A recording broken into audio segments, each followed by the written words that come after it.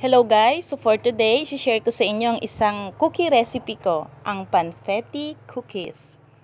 So first, kailangan isip natin ang ating mga dry ingredients. Meron tayong 1 and 1/2 cup all-purpose flour, 1/2 teaspoon baking soda, 1/2 teaspoon salt, and 1 tablespoon of cornstarch. After that, set aside muna natin. Mag-prepare tayo ng room temperature butter na 113 grams and a pinch of salt, 150 grams of sugar. So, ayan, ikikream muna natin yan. Pwede kang gumamit ng stand mixer using paddle attachment. And then, ilalagay mo yung sugar. Pag na-mix na, isang itlog and a teaspoon of vanilla. Haluin lang ng konti at ilalagay na natin ang ating dry ingredients. Hindi natin kailangang i-overmix yan. Kapag nakita natin na wala ng harina, pwede na natin ilagay ang ating sprinkles.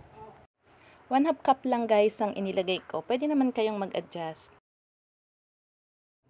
Pag properly mix na, i-prepare na natin ang ating baking pan na merong parchment paper para hindi siya dumikit.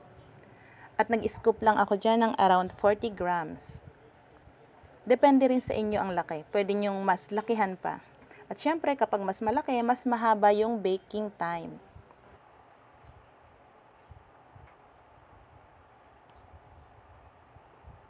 So, ayan, pag okay na, nilagyan ko rin niya ng another sprinkle sa ibabaw. At dapat nakapag-preheat na tayo ng oven na 177 degrees Celsius. At ibinake ko yan ng 11 minutes.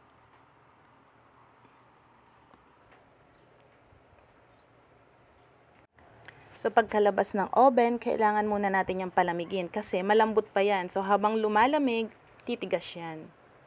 Hope you like it. Follow for more. Thank you for watching.